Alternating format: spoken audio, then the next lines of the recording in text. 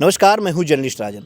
दोस्तों, पिछले साल यानी 30 दिसंबर 2025 को जिलाधिकारी के कोर्ट में जब सुनवाई होती है अनुराग यादव के हत्यारों के उस मकान को लेकर के जो सरकारी ज़मीन पे बना हुआ है, तो उसमें पता ये चला कि उसकी अपील को खारिज जो है जिलाधिकारी ने कर दिया, लेकिन उस पर आदेश नहीं आया था।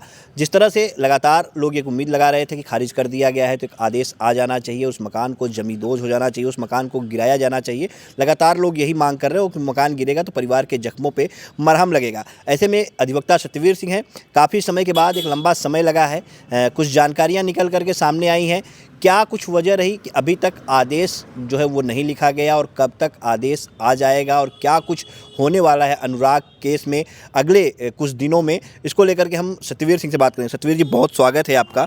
किस तरह से एक लंबा समय अभी बीच में लगा, और ये तो हो गया था, आपने भी बताया था, जानकारी दी थी कि खारिज हो गया, या डीएम साहब ने उस दिन कर दिया था, लेकिन अभी तक कोई आदेश नहीं निकल करके आया, अभी तक कार्रवाई नहीं हुई। दर्शक भी जानना चाहते हैं क्या हो रहा है उस मामले में। देखिए राजन जी, मैंने जब 30 तारीख को बहस हुई थी तो 30 तारीख की बहस के दिन ही माननीय जिलाधिकारी के न्यायालय में जब वो फाइल पेश हुई थी, उसमें तो ये तय हो गया था, जिलाधिकारी जी ने एक इशारा किया था कि वो फाइल को, उसको जो अपील है उनकी, उसको खारिज कर दी जाए। थोड़ा समय तो लगा है उनके आदेश को आने में, लेकिन इधर चूँकि क्या है कि बहुत ठंडी थी और बहुत न्यायालय भी बंद चल रहा है लगातार, और जिलाधिकारी की अपनी कुछ SIR को लेके उनकी भागम भाग है उनके न्यायालय में।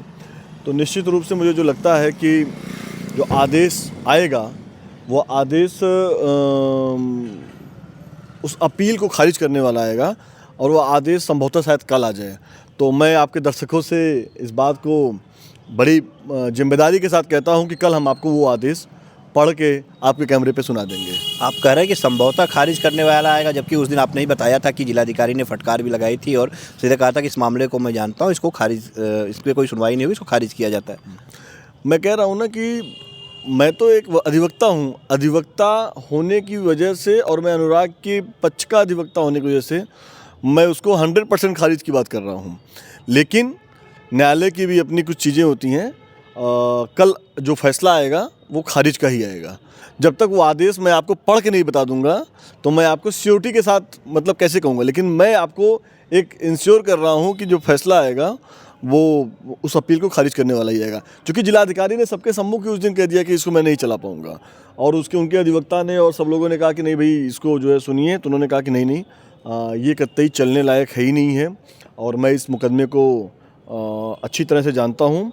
और ये जो है एक ऐसे अबोध बालक की हत्या हुई है जिसकी मतलब आप उसको सोच भी नहीं सकते हो कितनी निर्दयता से उसकी हत्या हुई है।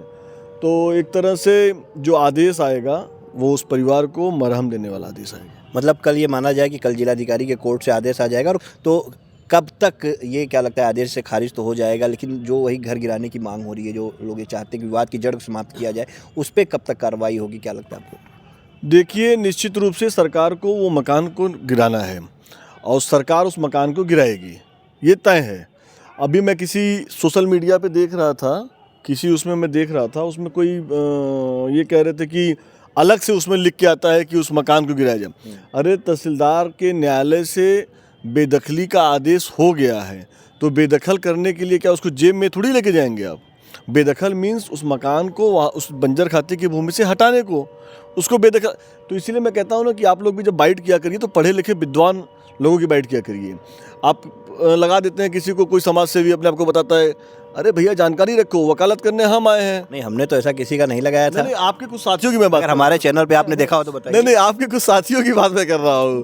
तो इस तरह के जो लोग हैं उनको समझना चाहिए कि कानूनी लिखा पढ़ी, कानूनी दांव पेच और न्यायालय का आदेश, उसमें बड़ी बारीकियां होती हैं। अगर ये सब कुछ समझने लगे तो फिर अधिवक्ता में और आम लोगों में अंतर नहीं रह जाएगा। अच्छा, इसमें क्या कुछ, जिस तरह से तहसीलदार से भी कोई आख्या मांगी गई, क्योंकि जानकारी हमें जहाँ मिली थी कि अभी तहसीलदार भी गांव में गए थे और वहाँ पे उन्होंने कुछ मुआयना भी किया था, उसके बाद उन्होंने कोई रिपोर्ट वगैरह भी लगाई थी, उसके बाद आदेश आया, इसी सब की वजह से विलंब हुआ था। अधिवक्ता ने बहुत सारी चीज़ें उसमें लिखी थी, जो हाई कोर्ट में भी उन्होंने अपील दाखिल की थी, जो वहाँ से जिलाधिकारी को सुनने के लिए आया था। उसमें उन्होंने कहा था कि उस मकान को जमींदोज कर दिया गया, उस मकान गिरा दिया गया, और उसमें ग्राम प्रधान से लेके और अनुराग के परिवार से लेके तभी सबको उसमें बताया गया कि इन सब लोगों ने सामूहिक रूप से मिलकर उस मकान को गिरा दिया।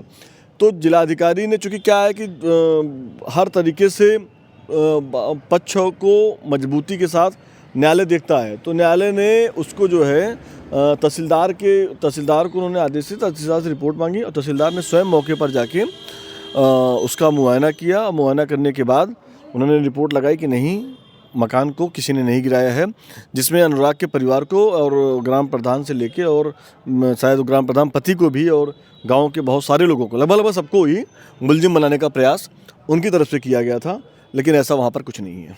तो मतलब माना जाए कि कल की तारीख अनुराग के परिवार के लिए और अनुराग के चाहने वाले जो लोग हैं जो इंसाफ की मांग कर रहे हैं उनके लिए एक अच्छी तारीख होगी, कल आदेश आ जाएगा। निश्चित रूप से मैं आदेश कल आ जाएगा। मैं कल आपको आदेश जब आपको पढ़े, सुटेबल पढ़े न्याय कोर्ट के बाद, तो आप आके मुझसे आदेश ले सकते हैं और दर्शकों को बता सकते हैं। मैं आदेश पढ़ के बता दूंगा उनको।